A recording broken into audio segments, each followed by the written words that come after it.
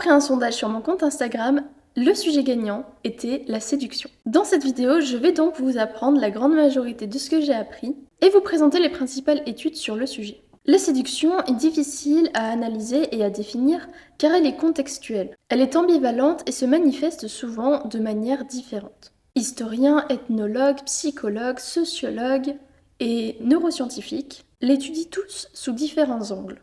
Les premiers examinent les variations culturelles et les autres analysent les dimensions psychologiques, cérébrales ou sociales. Dans cette vidéo, je vais vous partager les différentes découvertes de chacune de ces catégories et rejoindre les idées de chacun pour que vous ayez une vision globale qui vous permette d'en apprendre plus et aussi de mieux comprendre la séduction dans son ensemble.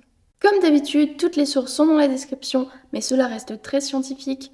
J'aimerais qu'il y ait plus à l'amour, et cela c'est sûrement parce qu'à côté j'écris des livres. En parlant de cela, j'ai d'ailleurs une réédition de mon livre Chaton qui est disponible gratuitement sur Wattpad.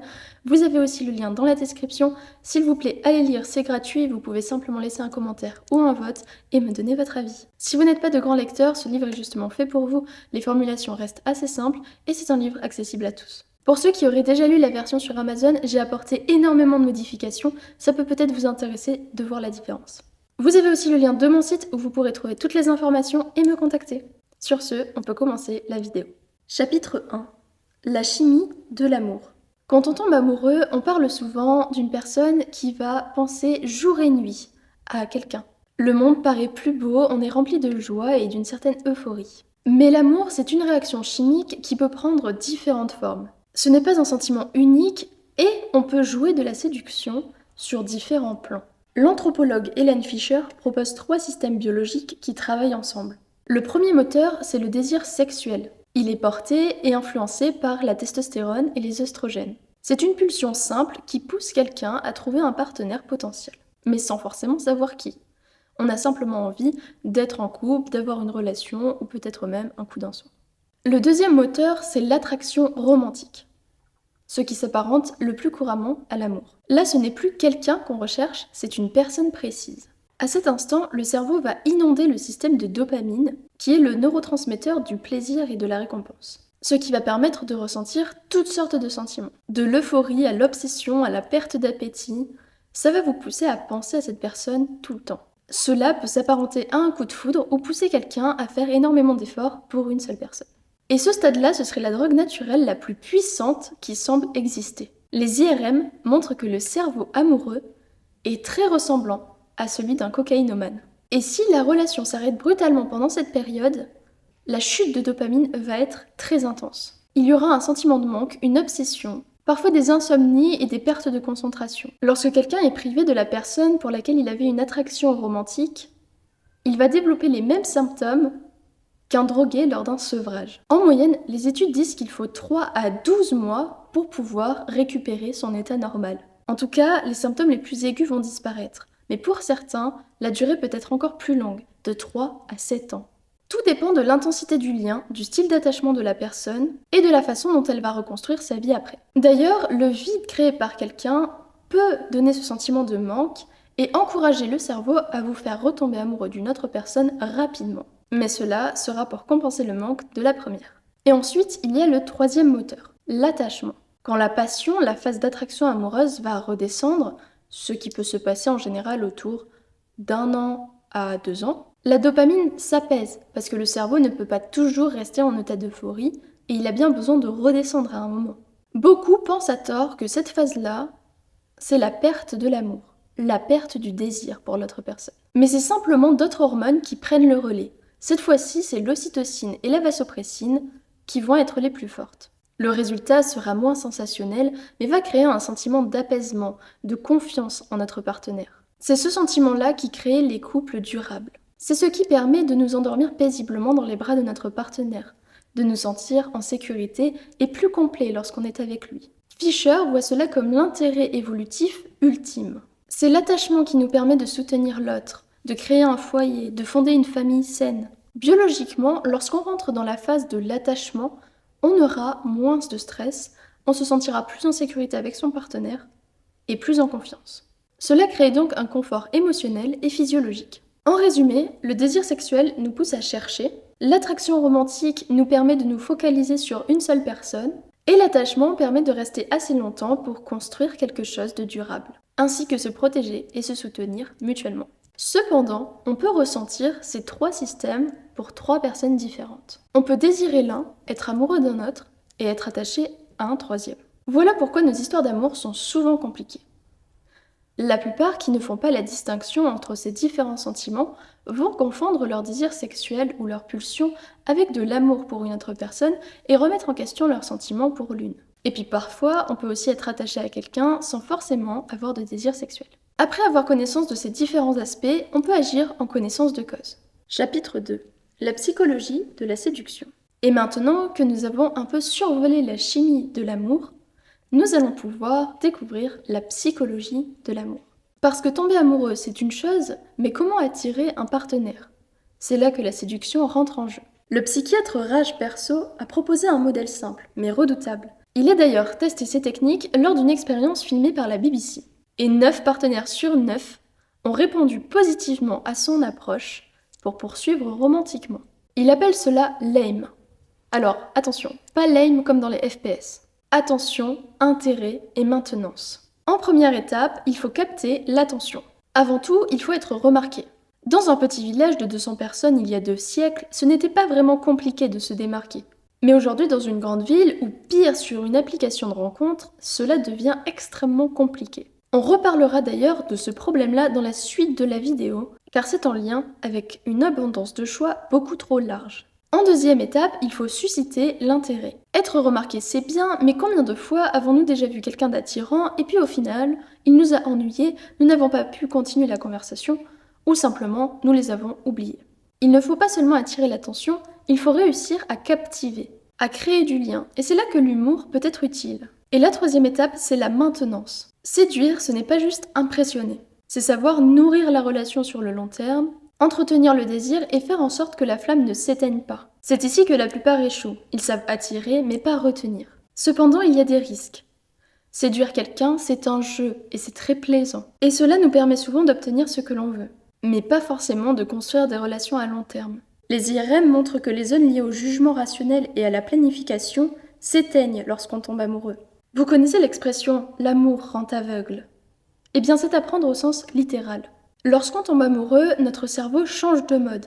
Il passe en attraction romantique. Il fait tout pour générer du plaisir, mais du coup, il devient moins critique. Et donc, moins capable d'évaluer les risques ou les possibles incompatibilités. Il voit l'autre à travers une projection de ses désirs et va gommer tous les défauts. C'est pour cela que beaucoup découvrent les incompatibilités après coup, quand il est souvent trop tard.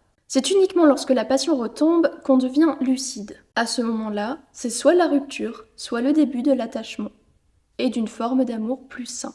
Mais si le séducteur venait à profiter de cette fragilité, la victime ne le découvrirait que trop tard. Ce qui mènerait à une perte de temps avec un partenaire incompatible. Donc essayez de faire attention lorsque vous essayez de séduire quelqu'un ou lorsque quelqu'un vous séduit. Restez toujours lucide et demandez-vous si cela vaut vraiment le coup. Cependant, Perso a plein d'autres techniques pour séduire. Je vais donc vous les donner. D'abord, il est expliqué que le stress va augmenter l'attirance. Parce que le cerveau confond souvent l'excitation du danger avec l'excitation que provoque l'attirance. Il est montré que si un homme aborde une femme sur un point instable, il est jugé plus séduisant que le même homme sur un point solide. Donc les films d'horreur, à condition qu'elle aime bien regarder, ça peut apporter du rapprochement. Les manèges, les montagnes russes, ça permet d'avoir une expérience de stress partagé. Et dans les contextes de guerre, il y a statistiquement plus d'union et plus de mariage. Même si cela pourrait paraître contradictoire, c'est bien le cas. Pour renforcer le lien, il faut créer une expérience forte émotionnellement. Peur, adrénaline, nouveauté. D'ailleurs, les motards ont tout ce qu'il faut à disposition. Mais faites tout de même attention à ne pas confondre stress et attirance, parce que vous pourriez développer un syndrome de Stockholm. Ensuite, vous l'avez sûrement déjà entendu, mais il faut dire des compliments personnalisés. Un compliment générique ou banal ne provoquera aucune émotion. Il faut rappeler une scène mineure, un détail, un petit quelque chose que vous êtes probablement le seul à avoir fait attention. Cela va donner l'impression à la personne qu'elle est comprise, qu'elle est vue, qu'on s'intéresse à elle. Ça crée un lien plus authentique et ça permet à l'autre de comprendre que vous l'avez remarqué dans sa singularité. Et ensuite, même en étant amoureux ou en couple depuis longtemps, une seule incompatibilité majeure peut détruire l'entièreté de votre couple et de tout ce que vous avez construit. Des différences de valeurs, de projets, de modes de vie peuvent réduire votre couple à néant. Car un couple peut survivre à beaucoup de conflits et de tensions, mais pas à des différences sur des valeurs fondamentales. Il ne faut donc pas se demander est-ce que je suis amoureux de cette personne, mais est-ce que nos fondamentaux sont compatibles? Et pour cela, il faut aussi définir nos fondamentaux à long terme. Et l'entretien est tout aussi important. Car beaucoup pensent que la séduction, c'est avant le couple. Mais pour maintenir une relation à long terme, si c'est l'objectif, il faut absolument maintenir. Si on n'entretient pas la séduction, la relation va s'user. Et bien qu'il y ait l'attachement, il y aura une perte de passion.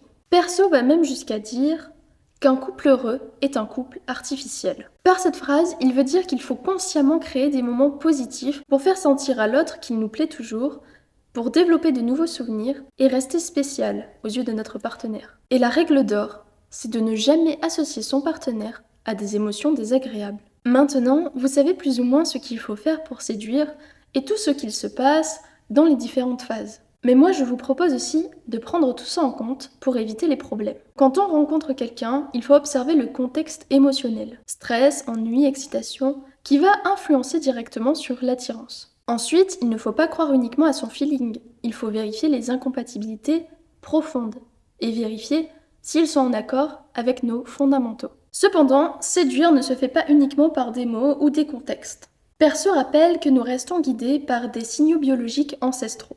Chez les femmes, la rougeur de la peau, amplifiée par le maquillage, est un signe inconscient de fertilité. Chez les hommes, le torse en V et les fesses musclées signalent force et puissance. Pour les femmes, le statut, l'intelligence et les ressources sont des critères majeurs de choix. Et pour tout le monde, l'humour est un signe indirect d'intelligence. Chapitre 3.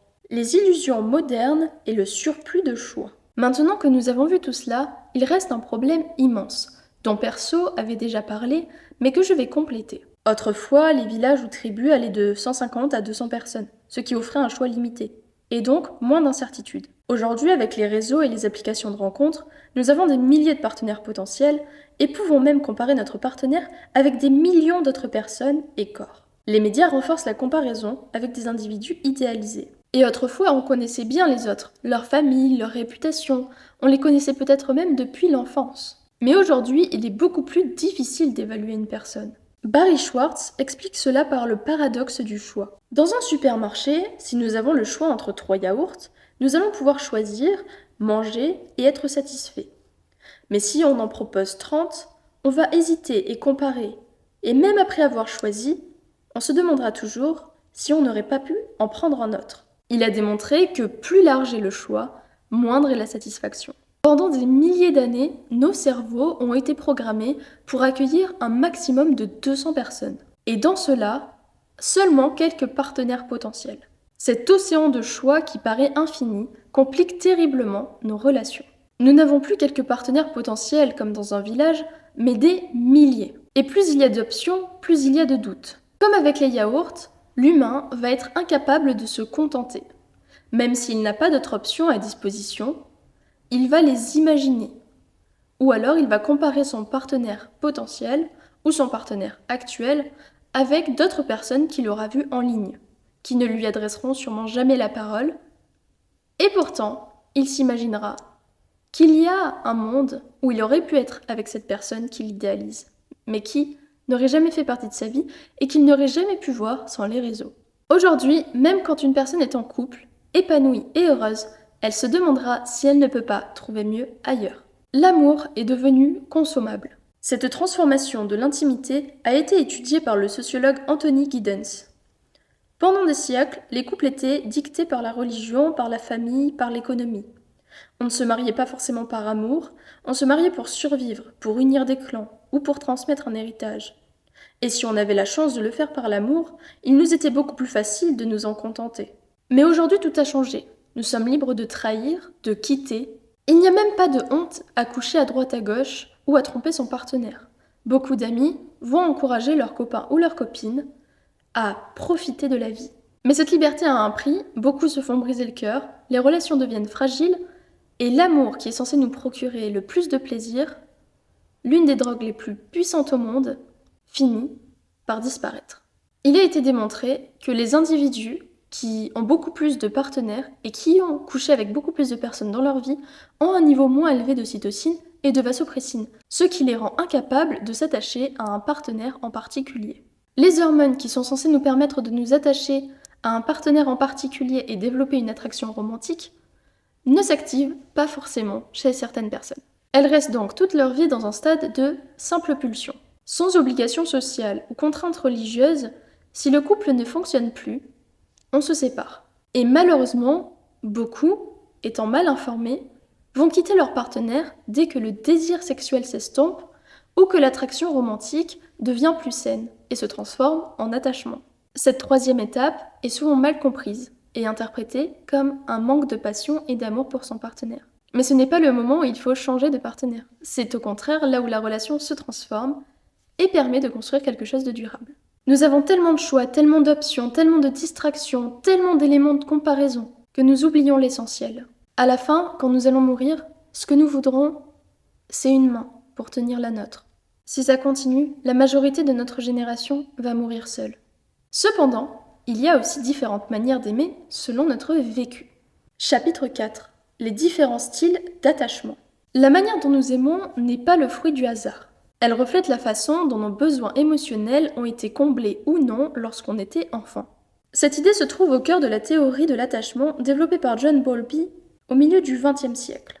Selon lui, les premières relations avec nos parents ou figures d'attachement posent les fondations de nos relations adultes. Les expériences de sécurité ou d'insécurité que nous vivons dans l'enfance deviennent en quelque sorte le modèle de notre manière d'aimer plus tard. On distingue 3 principaux styles d'attachement. Le style sécure.